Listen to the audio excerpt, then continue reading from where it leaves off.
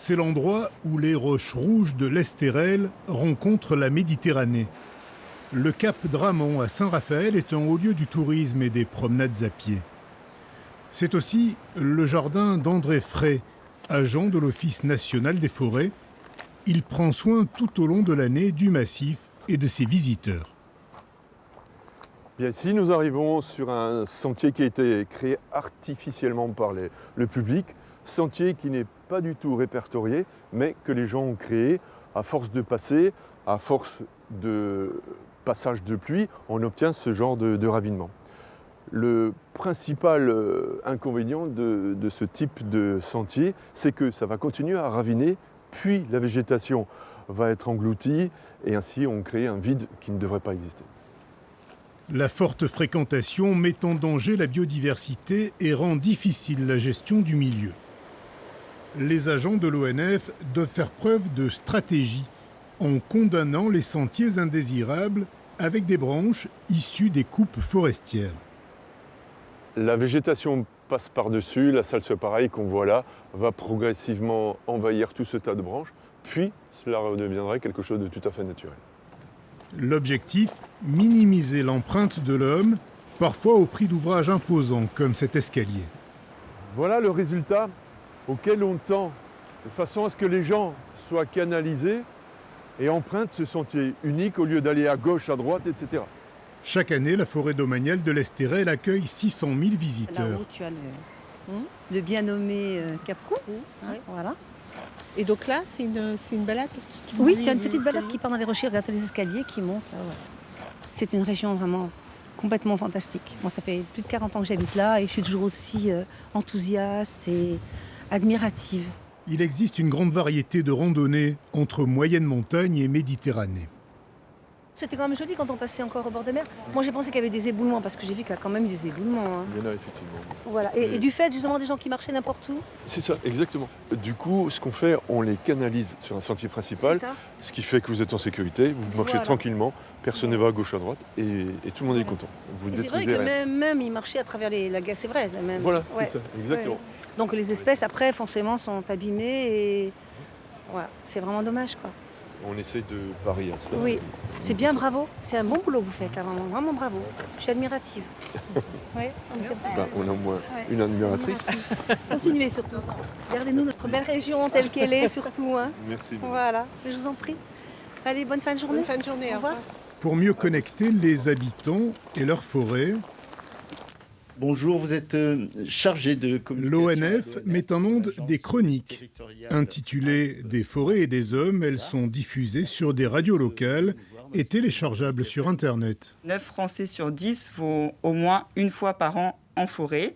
Donc accueillir le public dans de bonnes conditions est l'une des missions principales de l'ONF. Forestiers, élus locaux, sylviculteurs se succèdent au micro pour en 42 épisodes faire découvrir ou redécouvrir un milieu omniprésent.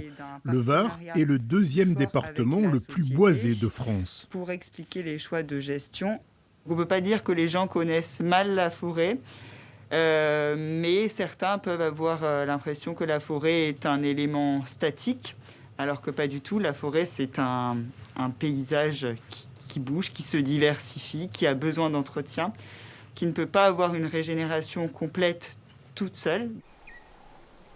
En ce début du mois de mars, les forestiers du massif de l'Estérel traquent un ennemi bien visible. Jaune vif, le mimosa colonise de nombreux espaces. Malgré son éclat, l'arbre venu d'Australie et cultivé sur la commune toute proche de Mandelieu n'a rien à faire ici. Bonjour. Salut Max. Salut André, ça va ? Tout va bien, bonne route. Super. Je vous marque les brins qui resteront sur place, vous détruisez tout le reste. Ok. Et en tiers sève, on laisse que les beaux sujets. Alors exactement, donc vous laissez tout ce qui est hors mimosa, vous laissez la bruyère, vous laissez les arbousiers, tout ce qui est feuillu, vous laissez, on n'y touche pas.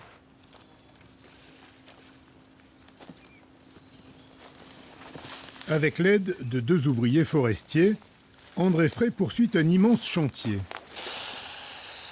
Chaque mimosa produit de nombreuses repousses. Le travail va durer plusieurs années. l'intérêt ici, c'est de laisser ce qu'on appelle un tire-sève.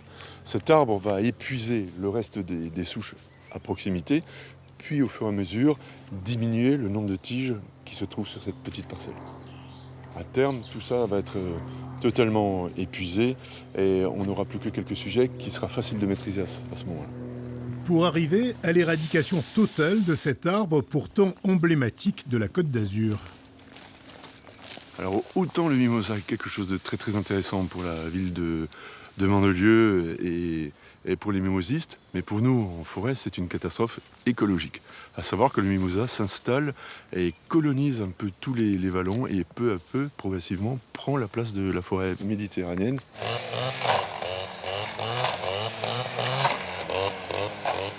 En à peine quelques heures, Jérémy Sigari et Maxime Schwalm vont abattre des dizaines d'arbres.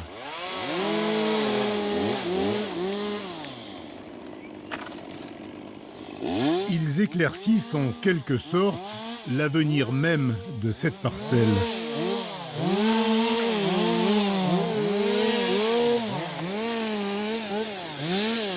On laisse tout sur place, on débrise grossièrement pour faire une sorte de paillage et pour étouffer tout ce qu'on a coupé, pour éviter les repousses en fait. L'exploitation, la préservation et la conduite de la forêt sont les principales missions de l'ONF. Ce qu'on recherche, c'est des arbres, non pas de qualité ici, mais au moins des arbres qui sont pérennes. Chêne-liège, les pins, pins parasol, etc. C'est pas pour faire vraiment des arbres de qualité, mais si on peut, tant mieux. Mais le principal facteur qui intervient là, c'est d'avoir une forêt présente, durable et surtout qui représente la forêt méditerranéenne. L'ONF gère 6000 hectares de forêt domaniale dans l'Estérel. Avec aujourd'hui 2 gardes forestiers au lieu de 4 dans le passé, l'Office vit une crise sans précédent. Budget déficitaire, réduction drastique de postes et toujours les mêmes missions. Bonjour, sur le terrain. Tout va bien? Oui, ça va, saignement donné, rien de très grave. Vous êtes tombé? Non, pas du tout. D'accord. C'est à quoi que ce soit, vous arrêtez à la maison. On a d'autres travaux qui sont de la police. Travaux pour les risques incendies, surveillance dans ce cas. Et puis des travaux plus légers, c'est-à-dire l'accueil du public. Tout ça, ça peut être programmé, mais souvent l'intervention, elle se fait au fur et à mesure de la journée. Bien sûr, il y a des points stratégiques qu'il faut conserver, c'est-à-dire les rendez-vous avec les mairies, les rendez-vous avec les utilisateurs, les chasseurs, apiculteurs, etc. Mais on n'est jamais sûr de ce qui se passe dans la journée. Pas vraiment de routine donc dans la vie du forestier. Pas vraiment de dépaysement non plus, une fois la journée terminée. André est logé au cœur du massif, dans la maison forestière des Trois Termes. Une vue imprenable jusqu'à la mer, en prise directe avec la nature, les éléments et les saisons qui vont dicter le rythme du travail tout au long de l'année. Phase estivale, mission plutôt DFCI, ça veut dire la lutte contre les incendies. En hiver, c'est plutôt des patrouilles aussi bien pour l'écologie dans le sens environnemental, mais aussi pour la répression. Chaque saison a ses particularités. Et à chaque saison, ses petits bonheurs. La forêt propose à ses gardiens et à ses amateurs un spectacle toujours changeant, depuis les sommets de l'Estérel jusqu'à la Méditerranée.